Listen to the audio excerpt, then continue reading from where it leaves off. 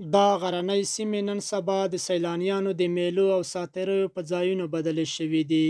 پخوا به د همدې سیمې خلک دې غرونو ته د خسو لپاره هم د جګړې له ویرې په سختۍ ورتلل، خو اوس یې د ښکلا نندارې ته د پلازمینې کابل په ګډون د بېلابېلو سیمو اوسېدونکي ورځي او له صافې هوا، رڼو یخو اوبو او باسکونه فضا یې خوند اخلي.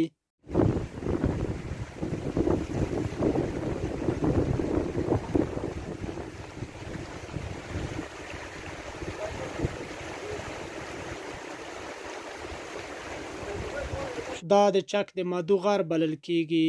دا غر په خپلې پراختیا سره د وردګو ولایت چک او سیدآباد ولسوالۍ سره بیلوي، چې له لوړې څوکې د دواړو ولسوالیو یو شمېر کلي هم ښکاري او د سیلانیانو لپاره یوه په زړه پورې ننداره برابروي.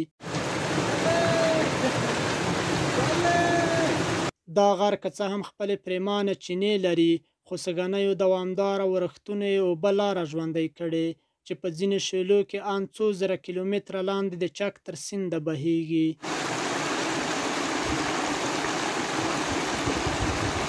د مدو د غره هسکو ټیټو غونډیو، طبیعي چمن، رنګارنګ بوټو او سبزیجاتو د سیلانیانو پام ځانته اړولی او د پسرلي په موسم کې له ژورو شېلو د میلو او ساتیریو لوګی راپورته کیږي.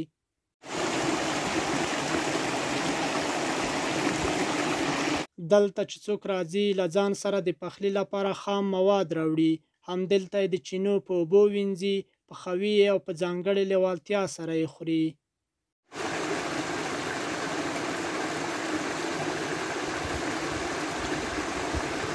د مدو غر یو شمېر داسې بوټي هم لري چې هم خام او هم د پخلي په توګه ترې استفاده کیږي.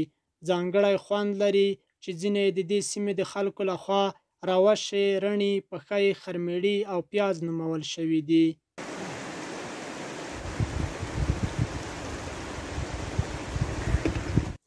د یادولو ده چې د مدو د غره له لوړې څوکې د چک ولسوالۍ اړوند د عربانو دره، برخوات، کوز خوات، بکسمن دره، علیشه او همداراز د سیدآباد ولسوالۍ اړوند اونخی، شیخ اباد، چیجان کلی، دشت توپ او ان د لوګر ولایت ځینې سیمې هم په اسانۍ لیدل کېدای شي.